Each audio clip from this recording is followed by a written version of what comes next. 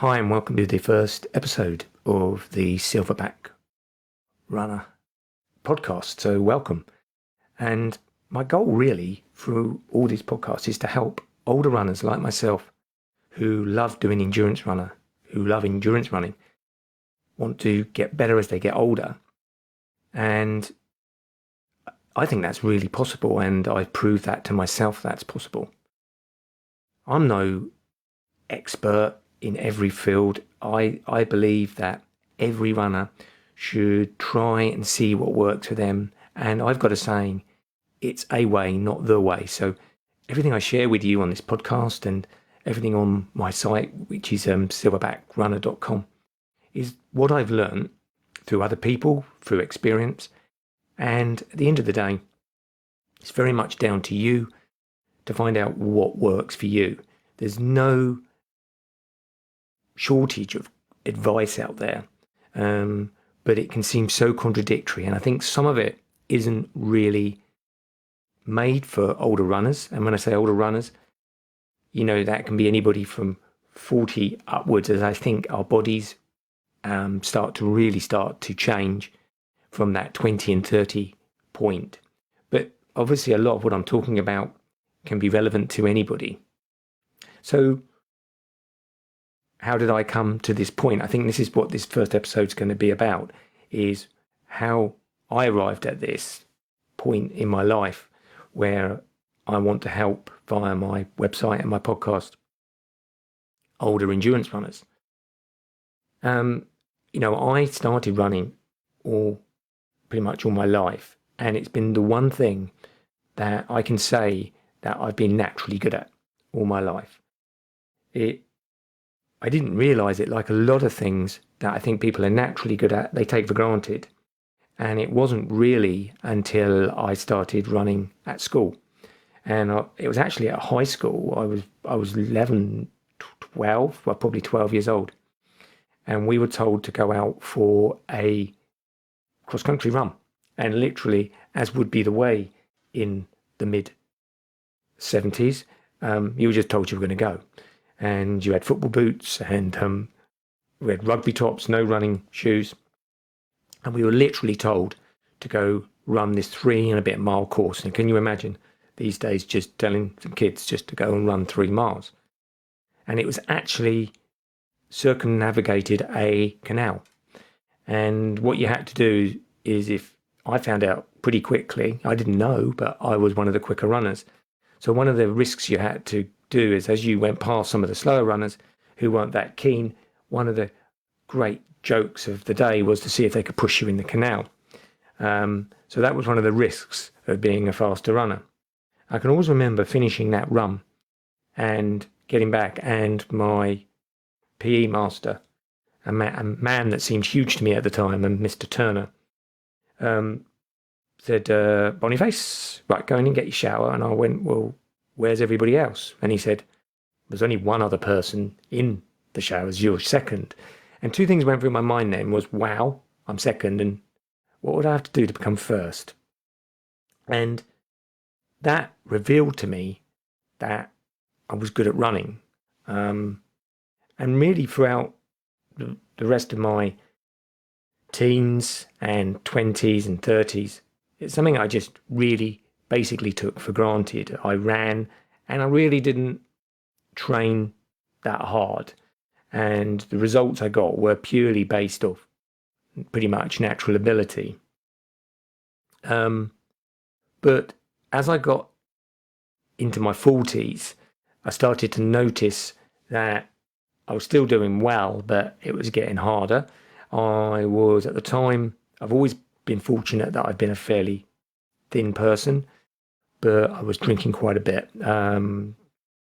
Unfortunately for me, alcohol really liked me, and I really liked alcohol. I didn't get a lot of negative impacts from it, not that were noticeable. And I used to drink a bottle of wine a night.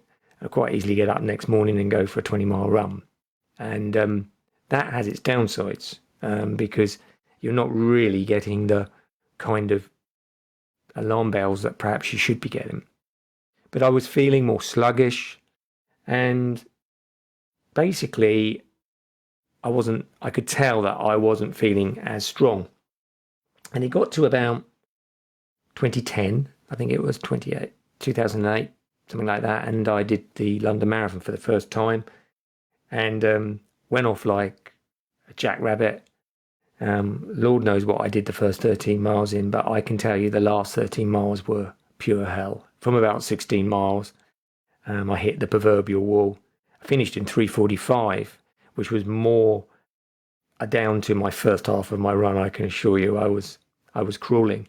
And something I never ever forget, as I came in to the end of that race, there was people saying to me, "You're nearly there. You're nearly there." And I got to 306, just before 365 yards. There was a marker, and a guy collapsed at 365 yards. And to this day, I don't know if he ever finished. And that really made me think about two things. One, it lit a fire in me for marathons. That was my first marathon. But it just showed you the thin line between success and failure. I mean, at 365 yards to, collapse, So there started my marathon journey. But I still really wasn't putting the kind of training in that I needed to. And I still was basically working very hard with my hairdressing business.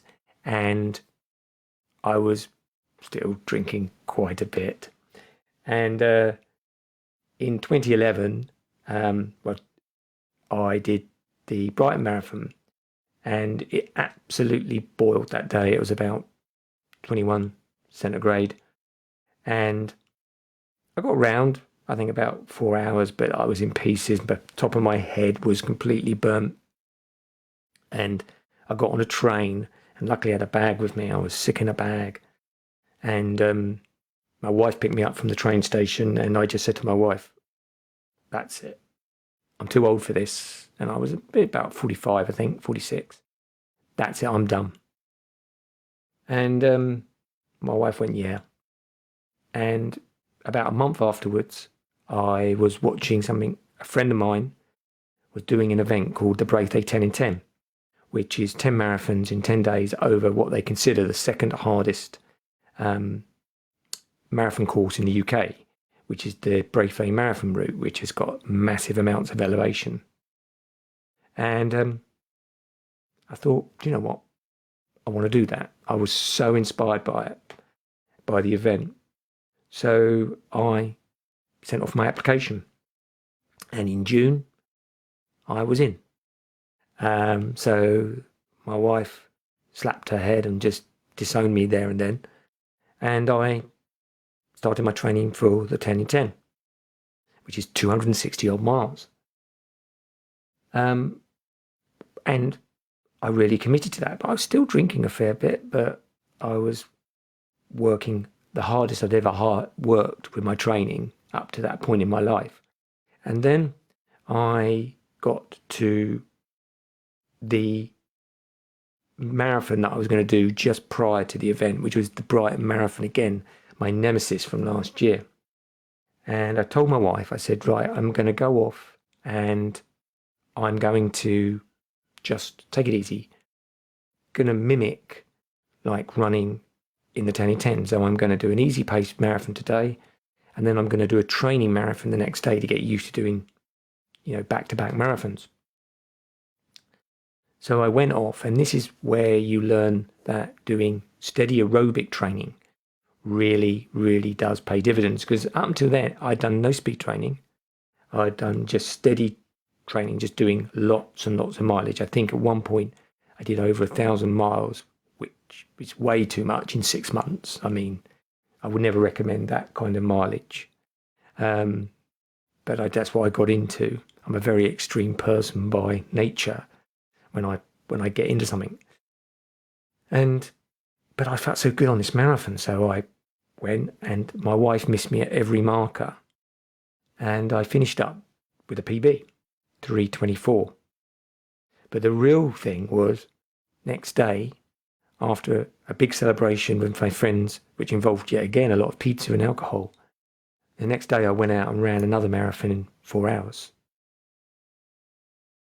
So I'd really got myself into a place where I was very aerobically fit. The whole 10 in 10 story, I think, will be another podcast. But needless to say, it was an amazing event which changed my life, literally changed my life. It gave me a lot of time to think about what I wanted to do in life. And the ramifications of that, even in 2021, are still reverberating. And it taught me so much about myself. And it enabled me to lay a lot of ghosts to rest. But as I say, I'll share that in another podcast. One of the things that came out of it was when I finished in 2012, I didn't run another marathon for 7, 8 years. I just didn't want to. I continued to run, but competitively, I just didn't want to. I just kept myself fit.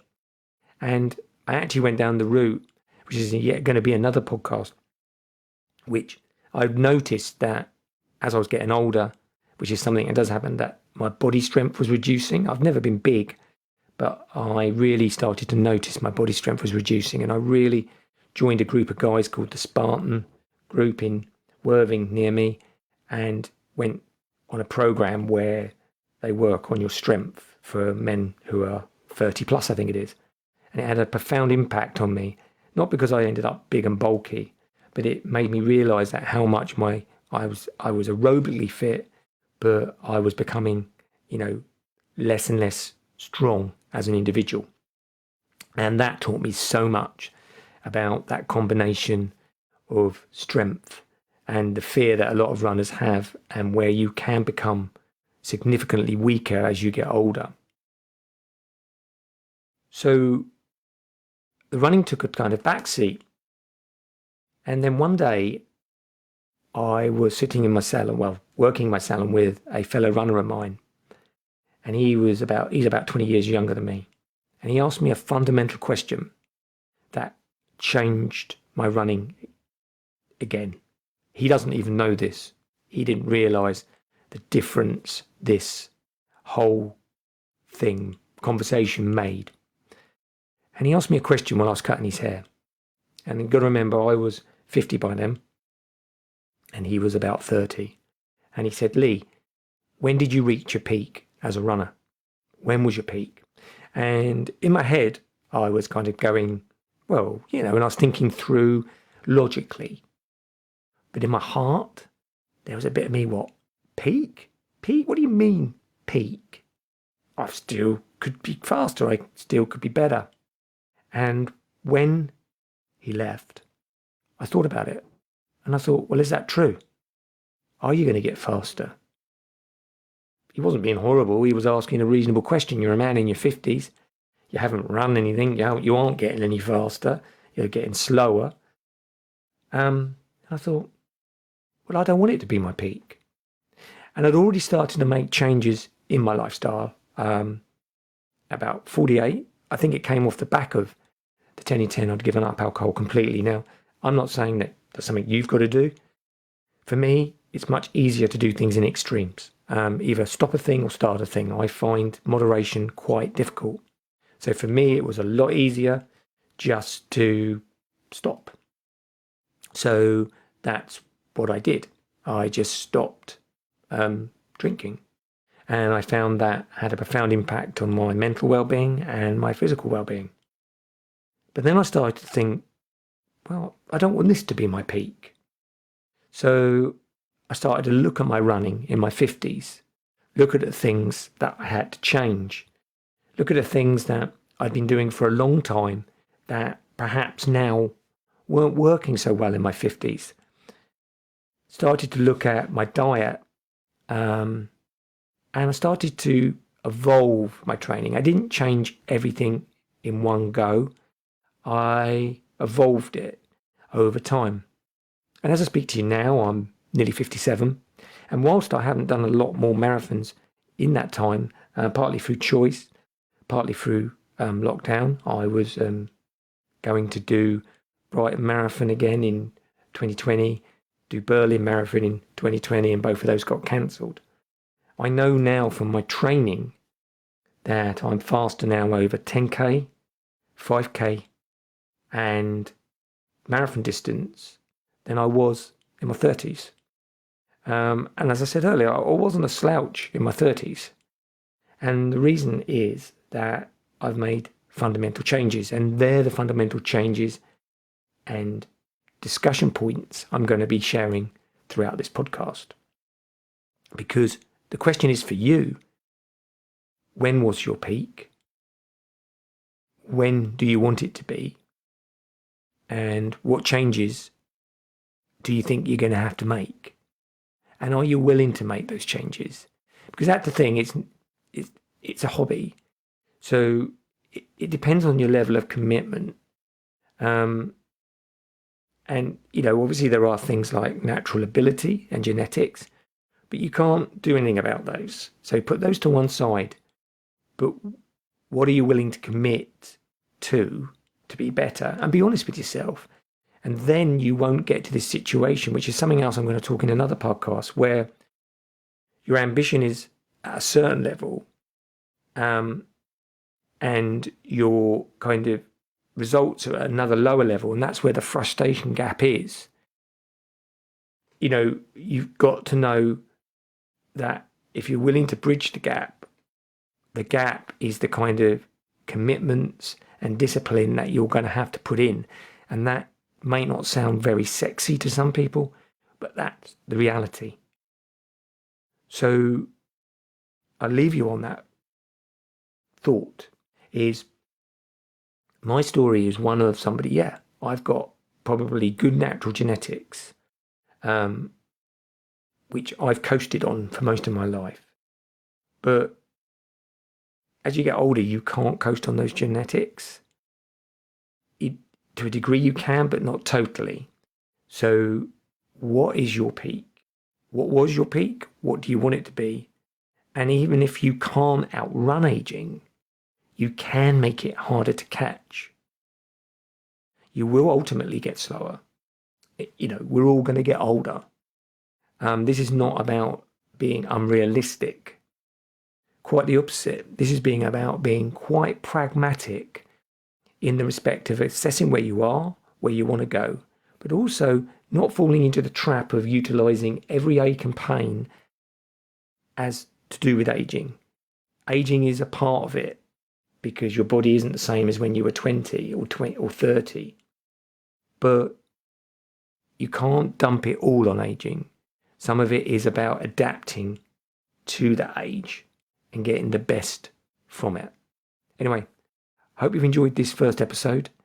Every Monday, I'll drop a new episode with various topics around how do you want to be at your peak as you go through aging as a older endurance runner. Bye for now.